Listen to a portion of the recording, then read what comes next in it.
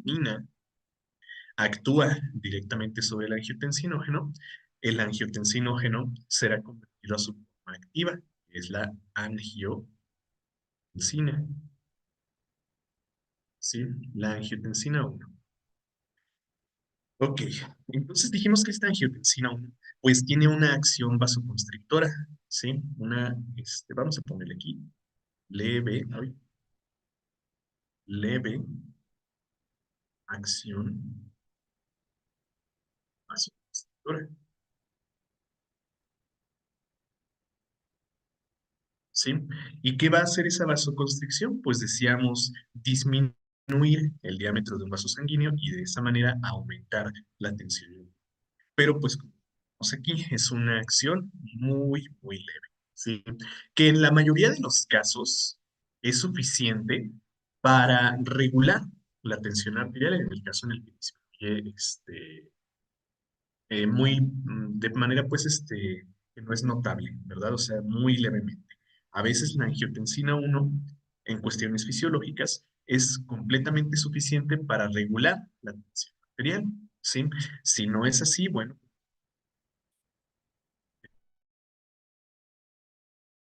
de otro tipo de hormona. Pero bueno, entonces vamos a enfocarnos aquí con esto rápido y ahorita dijimos, pues, que está secretando constantemente angiotensinógeno.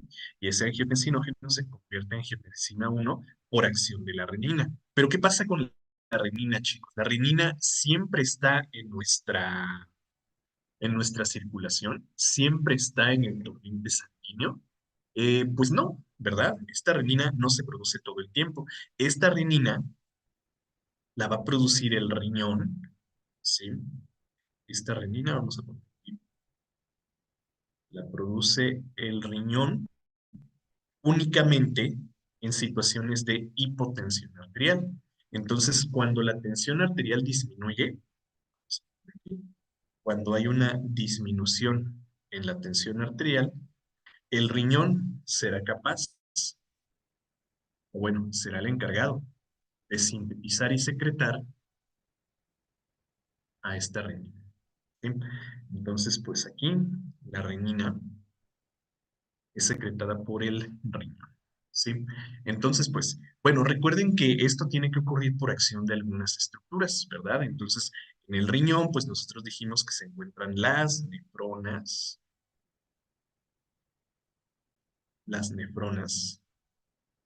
¿sí? Que contienen dos estructuras importantes. Y en este riñón están las nefronas. Entonces, ¿qué hay en las nefronas? Bueno, pues arterias. Entonces, aquí la que vamos a destacar es la arteria o arteriola, pues en este caso. La voy a dejar como arteria, ustedes saben que es una arteriola aferente, ¿sí? Y aquí a nivel de la arteriola aferente están las células yuxtaglomerulares, ¿sí?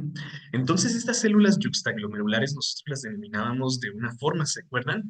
Decíamos que estas células yuxtaglomerulares eran las células baroreceptoras, baroreceptoras.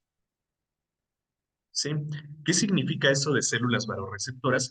Bueno, que son células que van a detectar una disminución en la tensión arterial. Entonces, estas células yuxtaglomerulares son las encargadas de detectar la disminución en la tensión arterial y pues responder a esa disminución. Estas células yuxtaglomerulares responden a esa disminución con la secreción de renina. ¿Para qué? Pues para convertir el angiotensinógeno en angiotensina. Listo. Entonces decíamos, pues chicos, que esta angiotensina 1 tiene una leve acción vasoconstrictora. Nosotros, en nuestro estado fisiológico, vamos a tener siempre variación arterial, ¿sí? Siempre, siempre, siempre vamos a tener variaciones en la tensión arterial.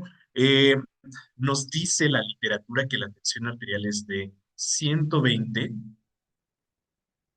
en su porción sistólica y 80 en la fracción diastólica, ¿sí? O sea, durante la contracción muscular del corazón va a expulsar sangre pues, con esta presión, 120 milímetros de mercurio.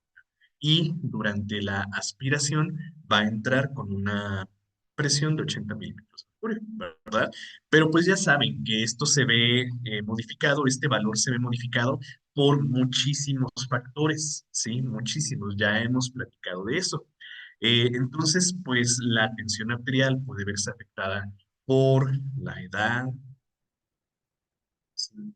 La edad va a ser un factor determinante de la tensión arterial, el peso, la talla, o sea, la altura, pues, la actividad física y otras condiciones, otras enfermedades.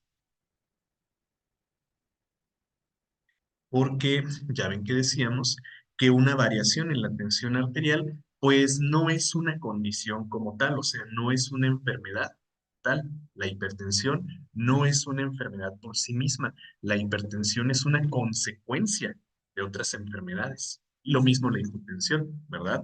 Entonces, pues esta tensión arterial puede variar muchísimo, ¿sí? Hay, por ejemplo, en los infantes, mientras mayor sea la edad, menor será la tensión arterial. Entonces, un niño, un bebé, un neonato, un infante, puede tener una tensión arterial un poco mayor, ¿sí? 130, a veces hasta 130. Y es fisiológica, ¿sí? Un adulto mayor tendrá una tensión arterial menor y también será fisiológico, ¿sí? Ya que un paciente adulto, unos 30 años, tenga algo así como 140, 140, 100, ahí sí ya podríamos estar hablando de un proceso lógico, ¿verdad? Eso sí sería preocupante. Pero bueno, entonces habrá muchos factores la,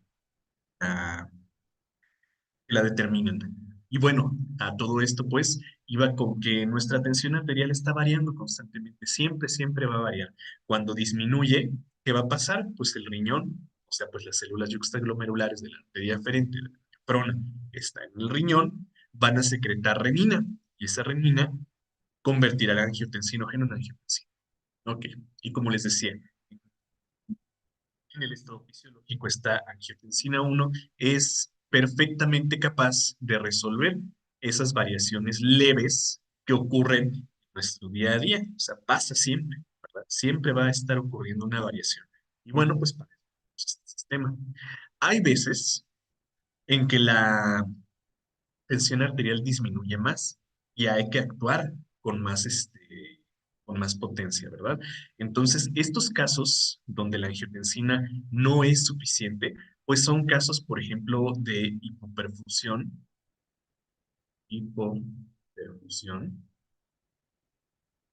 de hipovolemia,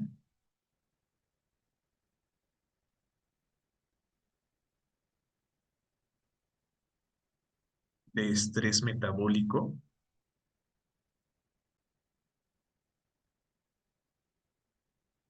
entre muchos otros, ¿no? Entonces, si la condición que causa la disminución en la tensión arterial es alguno de estos tres, la angiotensina 1 no será capaz de resolverlo. Entonces, esta angiotensina 1 se tiene que convertir en angiotensina 2, ¿sí? Y esta angiotensina 2 tendrá una acción vasoconstrictora más potente, ¿verdad? Una acción vasoconstrictora más potente. Pero más que eso, tendrá otras acciones, ¿sí? Entonces vamos a ver qué onda con esto. Ah, y a propósito, como me escriben en el chat, exactamente, la enzima convertidora de angiotensina es la que convierte a la angiotensina 1 en angiotensina 2, ¿verdad? De hecho, vamos a ponerlo por aquí. ECA, para que no se nos pase, significa enzima convertidora de angiotensina. ¿Sí? Ok. Ok, ok. Entonces, bueno, pues ahí está. La angiotensina 1 en cuestiones del día a día, en cuestiones fisiológicas, es capaz de convertir, perdón, es capaz de aumentar la tensión arterial en el caso que sea necesario. Si esas cuestiones pasan más allá de lo fisiológico, Decíamos la hipoperfusión sanguínea, la hipovolemia, el estrés metabólico, hemorragias, no sé, un montón de cuestiones. No permiten a la angiotensina 1 resolver esta disminución en la tensión arterial. Bueno, pues la enzima convertidora de angiotensina se hará cargo. No resuelven, dice. Ajá. Entonces tendrá que venir a la angiotensina, perdón, tendrá que venir la angiotensina 2 a resolver, ¿verdad? Ok, bueno. Entonces, pues, la angiotensina 1 se convierte en angiotensina 2 por acción de la enzima convertidora de angiotensina. Ok, perfecto. Y decíamos que esta tiene una acción vasoconstrictora potente. Entonces vamos a poner esa combinación. ¿Sí? Una potente vasoconstricción. ¿Sí? Una potente vasoconstricción. ¿De acuerdo? Entonces, esto, como dijimos, ¿qué dijimos? ¿Qué caso de la vasoconstricción? ¿Qué es eso de vasoconstricción? Pues disminuir el volumen, perdón, el diámetro de un vaso. Sí, pues vamos a ponerlo aquí. Vasoconstricción es la disminución del diámetro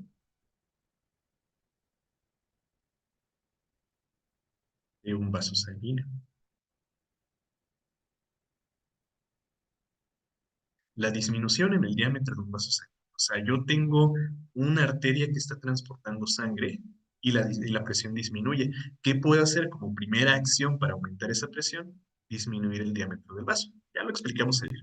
¿Sí? Bueno, entonces ahí está. A ver, entonces cuando hay tensión alta no hay una manera en la cual el cuerpo actúe. No, en realidad es lo que platicábamos ayer, ¿no? ¿Qué pasa si la tensión arterial aumenta? Pues simplemente todo esto no se va a activar. Simplemente nada de esto va a pasar, ¿verdad? Nada de esto pasa. Entonces, en la tensión arterial alta, porque no se supone que tengamos tensión arterial alta, ¿verdad? Pero bueno, en la hipertensión, pues esto no pasa. ¿Y qué forma tiene nuestro cuerpo de regular esa hipertensión? Pues desafortunadamente ninguna, ¿sí? Ninguna. Pero bueno, vamos a seguirle por acá. Entonces dijimos que la angiotensina 2 tiene una potente acción vasoconstrictora, o sea, disminuye el diámetro de los vasos sanguíneos, no solamente en los vasos pequeñitos, sino ya también en los grandes vasos. Ah, porque a propósito, recuerden que la enzima convertidora de angiotensina era producida por los grandes vasos, ¿sí? Quiero decir, aorta, la arteria pulmonar, arteria pulmonar y la arteria renal, ¿sí? Entonces, todos estos vasos son capaces de producir a la enzima convertidora de angiotensina, ¿sí? Por eso les decía ayer, la ECA es producida por el riñón, el pulmón o el vaso. Perdón, el corazón, lo siento, o el corazón. ¿Sale? Entonces, pues va a disminuir el diámetro ya no solamente de los vasos más pequeñitos, sino también de vasos de calibre considerable. Entonces, bueno, de esa manera podemos aumentar la tensión arterial. Otra acción de la angiotensina 2 era la estimulación. Esta estimula a las glándulas suprarrenales. Glándulas suprarrenales. Y vamos a ver que las glándulas suprarrenales ya en su momento producen a los corticosteroides, pero también son capaces de producir a una hormona bien importante, a la hormona antidiurética. ¿Sí? Entonces, pues veremos, perdón, ¿cuál antidiurética? A la aldosterona, lo siento, no antidiurética, a la aldosterona. ¿Sí? Producen a la aldosterona y esta aldosterona, pues dijimos que mueve la reabsorción de sodio, ¿sí? ¿Y qué tiene que ver el sodio o qué tienen que ver los solutos, pues, este, en la cuestión de la tensión arterial? Promueve la reabsorción de sodio. A ver, vamos a poner aquí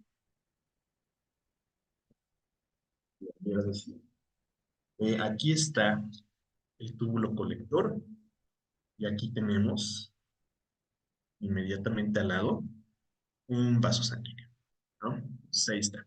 Entonces, en el túbulo colector van diferentes sustancias, ¿verdad? Sustancias que ya se van a eliminar. Pero si tenemos un exceso de, por ejemplo, sodio, ¿se alcanza a ver? O cloruro, pues hay otro tipo de células, ¿se acuerdan, verdad? Las células de la mácula densa, que detectan la concentración de estas sustancias. Entonces, si el sodio y el cloruro están en exceso aquí, o si la tensión arterial disminuye, pues ¿qué va a pasar? La aldosterona va a regresar a este sodio o va a regresar a este cloruro hacia el torrente sanguíneo, ¿sí? ¿Para qué tiene que ser eso, chicos? Bueno, lo explicamos ayer, vamos a explicarlo ahorita con más de detalle, ¿sí? Si esto pasa, es más, se los voy a poner así como en un cuadrito en los exámenes, ¿no? ¿Qué pasa en este caso? A ver, ¿qué pasa si yo tengo un eritrocito, ¿no? Yo tengo ahí un eritrocito en este medio, ¿sí? ¿Y qué estoy haciendo? Pues le estoy regresando a este medio iones sodio, ¿sí? O sea, estoy metiendo más solutos. Estoy haciendo un medio que se conoce como hiperosmolar, ¿sí? O dicen también por ahí hipertónico, ¿no? Entonces, ¿qué pasa en este caso? Tengo un medio hiperosmolar. Entonces, ¿qué pasa en el medio hiperosmolar?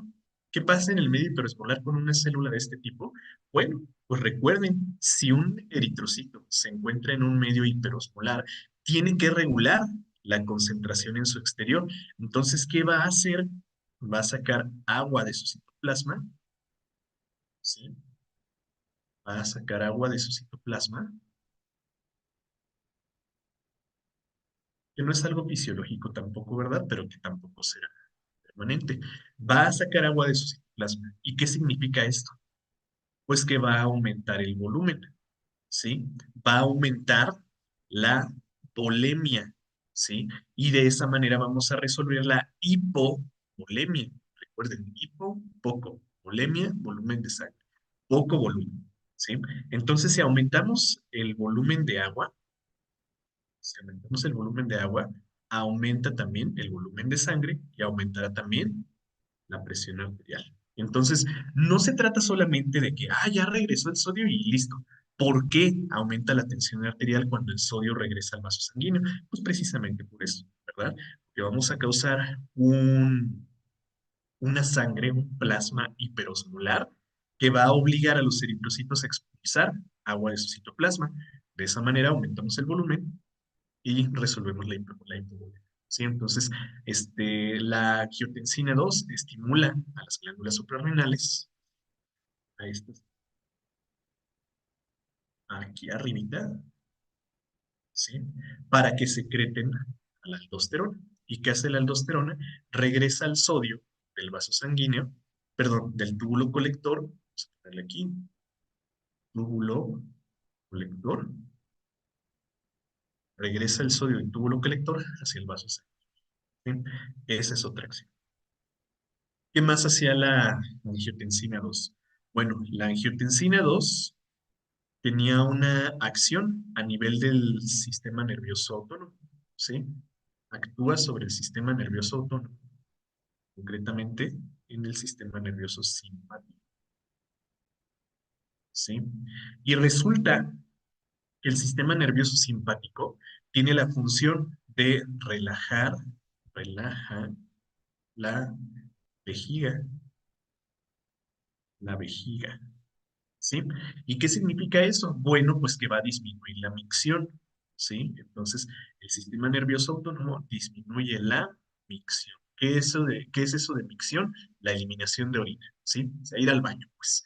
Entonces, la angiotensina 2 también va a actuar a nivel del sistema nervioso autónomo para disminuir, para que, así como va, pues, en términos simples, no nos den ganas de ir al baño, ¿sí? Y así, no eliminar agua, no disminuir la volemia y no disminuir la tensión arterial. Entonces también tiene esa acción. Eh, Hablando del sistema nervioso, bueno, hablando más bien del sistema neuroendocrino, va a estimular también a la neurohipófisis. Entonces, estimula a la neurohipófisis. ¿Sí? ¿Y qué onda con esa neurohipófisis? Bueno, hay dos hormonas que secretan la neurohipófisis, la oxitocina, que ahorita no nos interesa, y a la hormona antidiurética, ¿sí? Que a veces la escriben al revés, ADH, por sus siglas en inglés. Pero bueno, secreta la hormona antidiurética. ¿Y qué hace esa hormona antidiurética? Pues como lo dice su nombre, evitar la diuresis, evitar la orina, para así poder retener agua, ¿sí? Y así mantener una tensión arterial, ¿de acuerdo? Entonces, pues todas estas acciones, todas estas, tienen como finalidad aumentar la tensión arterial. Todas estas con la finalidad de aumentar la tensión arterial. ¿Sale? Entonces, bueno, me preguntaban también hace ratito, ¿qué pasa en este caso? ¿Qué pasa cuando la tensión arterial es muy alta? Cuando tenemos 200 sobre 150. Bueno, pues simplemente todo esto no va a pasar, ¿verdad? Pero bueno, solo en el caso de la disminución de la tensión. Pues ahí está, chicos, básicamente todo lo que platicábamos ayer, ¿no? Así ya resumido y pues más explicado. Bueno, a ver, vamos a resolver por aquí unas preguntas. Como cuando le ponemos el dedo a la manguera, ajá, exactamente, decíamos ayer precisamente, ¿no? Disminuir la, el diámetro de un vaso sanguíneo. Entonces, por eso los hipertensos les recomiendan no comer sodio, exactamente, porque el sodio, pues, ¿qué va a pasar? Dijimos, va a ir directamente a la sangre, ¿verdad? ¿Y qué hace? Aumenta el volumen de agua, ¿sí? Causa, pues, un medio hipertónico y eso aumenta la tensión arterial. Por eso un hipertenso no debe comer, perdón, cloruro de sodio, ¿sí? Y se acuerdan que ayer les decía, pues hay un sustituto perfectamente normal, que es el cloruro de potasio. Sí, porque de hecho el potasio se excreta, ¿sí? La aldosterona lo que hace es excretar potasio, sacar ese potasio, ¿sí? Y de hecho es muy bueno. Pero bueno, a ver qué más había por acá. ¿Qué más? ¿Qué más? ¿Qué más? ¿La solución salina ayuda un poco en aumentar la tensión arterial? Sí, sí. De hecho, es una de las principales indicaciones. Ya ven que ayer platicábamos que cuando nosotros decimos comúnmente que, se me bajó la presión, no bajó la presión, disminuyó la glucosa, ¿sí? Cuando de verdad disminuyó la tensión arterial, cuando sí pasó eso, exactamente la solución salina es una de las primeras acciones terapéuticas que van a aplicar en sus pacientes, ¿sí? Entonces, si en algún momento les baja la tensión arterial, comprobado pues, entonces hay que administrar solución salina, ya sea por la vía oral o si es un paciente canalizado, bueno, pues una vez por la vía intravenosa. ¿Qué era HDA? Hormona antidiurética. Sí, no lo escribí ahí, pero esa es la hormona, hormona antidiurética. ¿Sí? Evita pues la diuresis, evita que vayas al baño para que elimines agua. ¿Y por qué prohíben el jengibre en personas hipotensas e hipertensas? No es algo comprobado, pero sí se tiene la noción de que ese jengibre, que esa raíz, pues, tiene una gran cantidad de precursores de aldosterona. Sí, entonces, pues siendo la aldosterona una hormona que tiene estas acciones, puede aumentar la tensión arterial. Entonces, pues, les digo, no está comprobado, pero se cree que tiene precursores de la aldosterona. Pues, mejor. Sí. A ver, solo pasa, ay, se me fue esa. Solo pasa cuando la tensión arterial es baja. Sí, todo esto que acabamos de platicar es solamente cuando hay hipotensión. Todo esto con la finalidad de aumentarla. ¿Sale? Entonces, esto solo pasa cuando es. ¿Qué daños tiene la tensión arterial baja? Bueno, hablábamos ayer, ¿no? Que el principal riesgo de una hipotensión es la baja irrigación arterial. ¿sí? O sea, pues que no le entregamos sangre correctamente a nuestros órganos, ¿sí? Entonces, pues el principal órgano que se va a ver afectado ahí va a ser el cerebro, ¿de acuerdo? Entonces, pues no funciona el cerebro, no funciona nada más. Entonces, esa es la primera. ¿Qué más hay? Pues otro riesgo en la hipotensión es como decíamos hace rato, la hipoperfusión, o sea que no llega suficiente sangre a los riñones y que el riñón no va a filtrar correctamente esa sangre, ¿sí? Entonces vamos a tener sustancias tóxicas en sangre y puede ocurrir el shock o el choque séptico, ¿sí? Y bueno, si disminuye en gran medida la tensión arterial, pues puede ocurrir, por ejemplo, el shock hipotensivo, ¿sí? Entonces también puede pasar. Pero estos últimos dos en casos ya muy extremos, ¿eh? A ver, ¿qué más? Entonces, lo del sistema nervioso autónomo es la razón por la cual hacemos pipí y después de aguantarnos, sentimos o escuchamos más rápido el corazón. Ya no entendí. El corazón. A ver, entonces, ¿sentimos o escuchamos más rápido el corazón? No, bueno, no tiene nada que ver con el corazón, con el ritmo cardíaco no tiene mucho que ver esto, ¿eh? Sí, no me hiciste bolas. ¿Es lo mismo que la vasopresina? Sí, esta antidiurética también se llama vasopresina. Sí, hay algunos autores que la dejan así. Eh, la antidiurética no es ADH en lugar de... Sí, es lo que les decía. Este es por sus siglas en español, hormona antidiurética, pero pues cuando se maneja en inglés es al revés, ADH.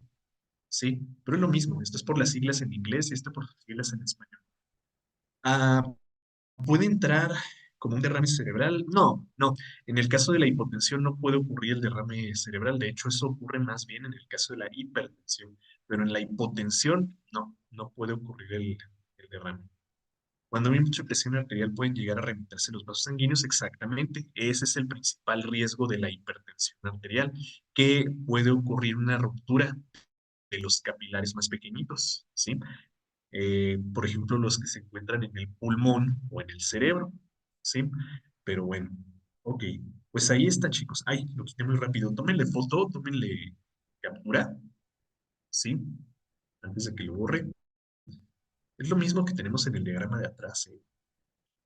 Pero bueno, ¿listo? ¿Ya? Ok, si se les pasó ahorita, lo pongo otra vez. Ya para terminar, ahora sí con este tema, ahora sí, ya por fin, ¿sí? Ya por fin vamos con las vías urinarias. Y pues esto es bien simple, chicos. Ya nada más platicar de uréteres, vejiga y uretra. Platicábamos que en el riñón se formaban los cálices renales, ¿verdad? ¿Se acuerdan que los túbulos colectores llegaban aquí a la pirámide renal? Vimos en la histología también, y entonces estos formaban al cáliz menor. Luego se fusionan los cálices menores y forman a los cálices mayores. No se ve tan claro aquí, pero se forman los cálices mayores. Los cálices mayores forman la pelvis renal y ya la pelvis renal se continúa con el uréter. Entonces, pues el uréter, chicos, no es otra cosa más que un conducto, ¿sí? Un conducto. Entonces, siendo un conducto, chicos, pues tiene a todos los componentes histológicos propios de un conducto, ¿sí?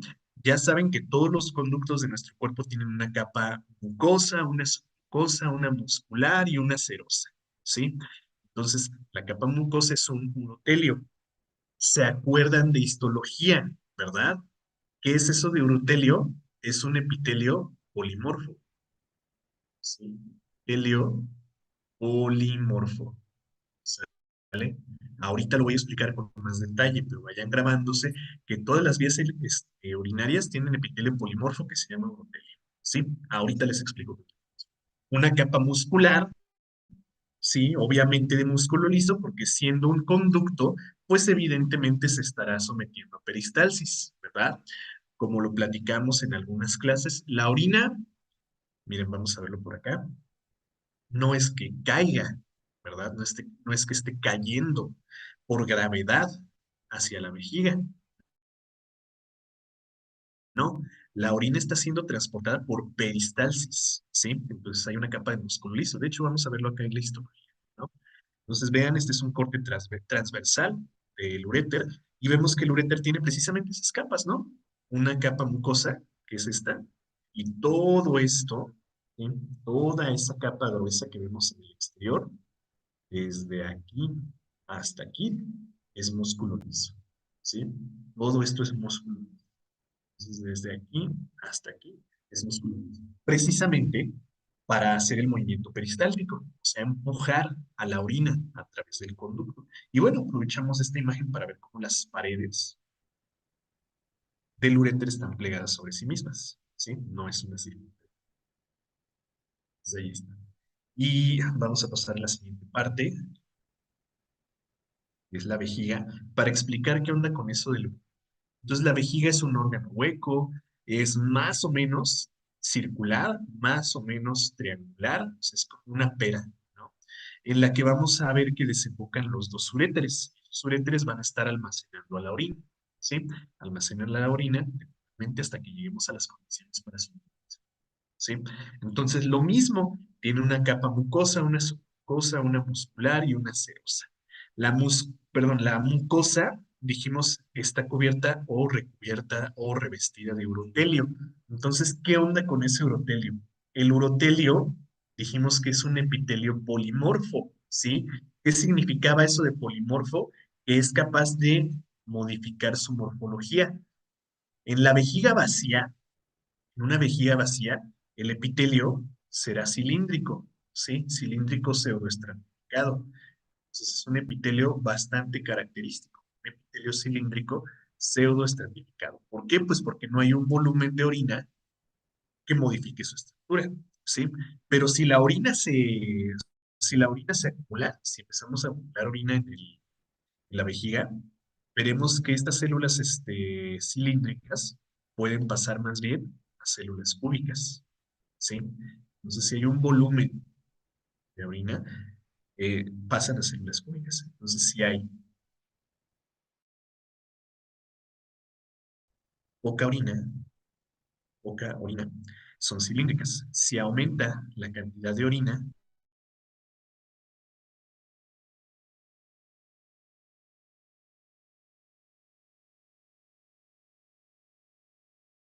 a ser planas, ¿sí? Entonces, pues en este caso, cambian su morfo. Y esa es la característica del urotelio. Si hay una gran cantidad de orina, se puede modificar la morfología, ¿sí? Entonces la vejiga va a tener una capacidad que depende precisamente de la capacidad de estas células. Entonces, de un individuo a otro puede ser unos 250 a unos 300 mililitros, ¿no? Y hay individuos que pueden almacenar hasta 400 de orina. Entonces, pues, es bastante, bastante variable. El músculo liso, bueno, pues, evidentemente, músculo liso de contracción involuntaria, nosotros no podemos controlar la contracción de la vejiga. Claro que hay músculos en la pared abdominal o músculos en la región pélvica que podemos contraer de manera voluntaria y que pueden empujar a la vejiga, pero no es que estemos controlando a la vejiga. Recuerden que eso lo hace el sistema nervioso autónomo en su composición simpática. Este músculo liso se va a contraer de manera involuntaria para expulsar el agua. Y bueno, la capa serosa, pues ya sabe, tejido adiposo que la mantiene en su lugar. Y ya finalmente, y bueno, en los exámenes nos ponen preguntas de este tipo, ¿no? Hay que identificar alguna estructura de estas. Yo creo que aquí claramente podemos identificar a esta como la vejiga, ¿verdad? Entonces, aquí sería la. Y bueno, finalmente la uretra. La uretra es muy variable entre hombres y mujeres, ¿sí? Puede variar mucho su morfología entre hombres y mujeres, obviamente por la presencia del pene en los hombres, ¿sí? La uretra masculina pues va a tener tres porciones, la uretra prostática, la uretra membranosa y la uretra peniana, ¿sí? Entonces esta mide unos 20 centímetros de longitud, 20 centímetros desde la vejiga hasta el exterior, ¿eh? No se vayan a emocionar, hombres, 20 centímetros desde la vejiga hacia el exterior, no estoy diciendo otra cosa, es la uretra, la que mide 20 centímetros, ¿no? Entonces, pues va a tener lo mismo, miren, un epitelio transicional, una capa de músculo liso y una adventicia, ¿verdad? Vamos a ver que en una porción hay músculo esquelético, ¿sí? Entonces, vean, aquí está la capa mucosa, esta más oscura, esta es la capa mucosa, y aquí vemos una ligera, esta, vamos a remarcarla, una ligera, una leve capa muscular, ¿sí? Entonces esta capa va a ser de músculo liso, y por acá, otra todavía más cortita, capa de músculo esquelético. ¿Sí? Entonces, pues, no tenemos, hombres, un control sobre la contracción de la uretra. Uno, por su longitud y dos, por la cantidad de músculo, ¿verdad? Y bueno, pues lo mismo, vean cómo las paredes de la uretra están pegadas, ¿verdad? Colapsadas sobre sí. Contraria a la uretra femenina. Esta uretra femenina, vean la diferencia, ¿eh? Vean, hasta la forma. Bueno, esta uretra femenina va a tener una gran cantidad de músculo, ¿sí? Por eso para las mujeres es como una especialidad aguantarse para ir al baño. Vean toda la capa de músculo que hay en comparación con la uretra masculina. Y eso que esta está a menos aumento, ¿eh? O sea, esta está muy a un aumento mayor y esta está a menos aumento. Entonces vean la longitud de la capa muscular de la uretra femenina. Esto pues porque tiene una longitud más corta. Decíamos, la masculina mide al menos unos 20 centímetros, ¿verdad? Unos 20 centímetros. Esta mide unos 4. Entonces el músculo liso y hasta músculo esquelético, ¿sí? También se va a concentrar bastante en esta uretra y va a permitir, pues, precisamente movimientos voluntarios en el caso de las mujeres. Luego, por eso, es tan fácil para las mujeres aguantarse del baño, que no es nada recomendable, ¿eh? Nada recomendable. O sea, no es nada bueno aguantarse del baño. Sí es una buena ventaja, pero no es nada, nada, nada recomendable. Ya después vamos a platicar de por qué. Pero bueno, entonces pues, vean las diferencias morfológicas de la uretra masculina. Y bueno, pues entonces ahora sí, ya con esto terminamos este tema. ¿No alcanzaron a tomar fotos? Híjole, yo me fui muy rápido, perdón. Bueno, de todos modos recuerden que si algo se les pasó, esto está en su grupo de Telegram, ¿sí? Entonces lo pueden sacar por ahí. ¿De cuáles no alcanzaste? De esta. De- Desde uréteres. Híjole. Bueno, ahí está. Uréteres. Acuérdate que la tienes en tu grupo de Telegram, ¿eh? ¿A qué se debe que a veces anda muchísimo de hacer pis? Este, depende, depende. Si tomas mucha agua, pues obviamente vas a tener una urgencia por ir al baño, ¿no? Pero pues también hay que relacionarlo, porque esto de hacer pipí muy frecuentemente se llama poliuria. Poliuria, ¿sí? Entonces esta poliuria es importante relacionarla con otras dos condiciones. La polidipsia, te da mucha sed, ¿sí? Te da mucha sed. Si es así, es normal. Pero ahora si tienes también polifagia, pues ahí sí habría que preocuparse, que no creo que sea el caso, ¿verdad? No creo que te dé mucha sed y mucha hambre al mismo tiempo. Yo creo que eso es algo normal. Sinceramente, mira, si tú me dices que 4 veces al día, yo la verdad considero que eso es poquito. Yo te podría decir que voy al baño unas 10 o 15 veces al día. Entonces estoy todo el día orinando. Bueno, qué mal sonó eso, ¿verdad? No me hagan eso. A ver, ¿cuál es el código de Telegram? Ahorita se los dejo en el chat. ¿Eh? Ahorita se los dejo. ¿Por qué con el alcohol dan más ganas de orinar? Pues es que no es que sea el alcohol, ¿sí? No es que sea el alcohol, es pues el líquido con el que está hecho el alcohol, ¿sí? El agua. Entonces, no es que sea el alcohol, es que estás ingiriendo pues una gran cantidad de líquidos. Entonces eso va a aumentar la cantidad de sangre, de líquido, y se tiene que eliminar de alguna forma. Entonces, no es que sea el alcohol, es el agua. A ver, aquí alguien dice que tiene los apuntes. Ah, si alguien tiene los apuntes, pues hagan favor de de mandarlo al grupo de alumnos. Sí, por favor, para los que se le pasaron, porque sí, ni pregunté ni nada y nomás los borré. Lo siento. Pero eso es solo en los diabéticos, exactamente. Por eso preguntaba que si daba mucha hambre, mucha sed y muchas ganas de ir al baño. Ahí estaríamos pensando eso. Pero no, no es el caso. En el caso de una persona hipertensa, ¿tiene que ver? Sí, porque es una forma de eliminar líquidos. De casualidad, a esa persona le están dando algún fármaco que termine en ol o que termine en tan, como el losartán o el temisartán, ¿sí? Ah, pues es por eso, porque el temisartán, ¿sí?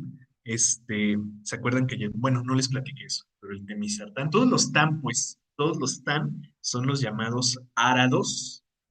¿Se acuerdan qué era eso de árados? Los antagonistas del receptor de la angiotensina.